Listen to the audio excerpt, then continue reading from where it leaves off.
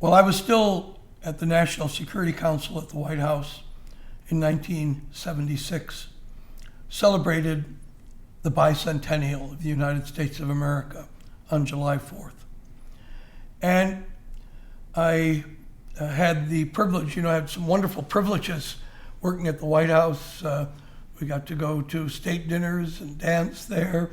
We got to use the presidential box at the Kennedy Center to see shows there. Got to bring your kids to the Easter egg roll, and you got to come and sit on the lawn the 4th of July. Well, Washington, D.C. on any 4th of July is a traffic jam of, gigantic proportions. Everybody wants to be down there, then they all want to go home at the same time.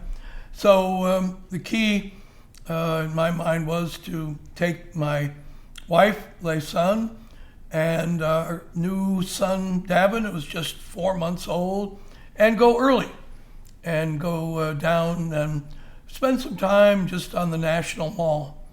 And as I walked around on the mall on July 4th, 1976, I noticed a tranquility, that the hostility that I found whenever I was out and about in Washington during the war. People found out I was working at the White House. They'd sneer at me and say, that's nothing to be proud of. The overwrought feelings about Vietnam that so divided the country that boil seemed to have been lanced.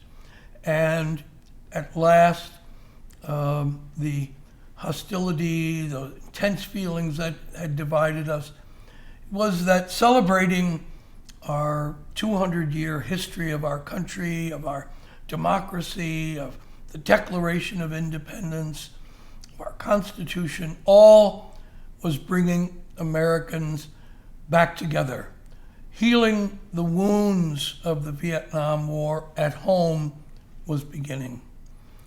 I remember that day. I remember those feelings, and remember sitting on the lawn, and I thought back when my own Vietnam odyssey had begun in January of 1968, that most tumultuous year in U.S. political history, with the Tet Offensive, Lyndon Johnson being driven from the presidential race, forced to give up a thought of another term, of a second term, of the assassinations of Martin Luther King, of Robert Kennedy, of the violence at the Democratic National Conventions in Chicago, the close divisive race between Richard Nixon and Hubert Humphrey.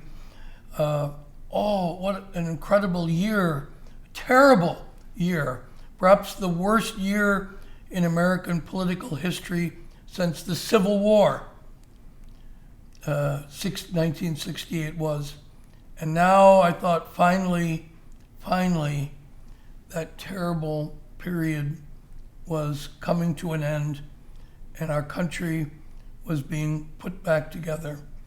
And sitting there with my little son, pointing out so they'd see the fireworks as they were bursting over the Washington Monument. It's such an incredible scene. And there's the White House behind us.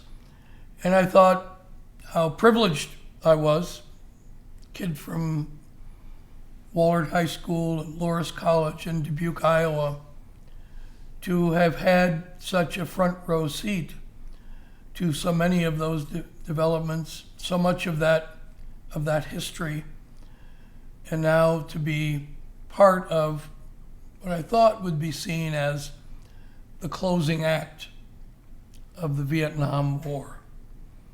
It was a night of American renewal.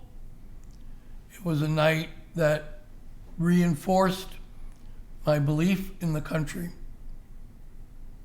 And it was a night of reflecting how much my own life had changed, all the things that I'd seen and done and be involved in that I never, ever would have expected.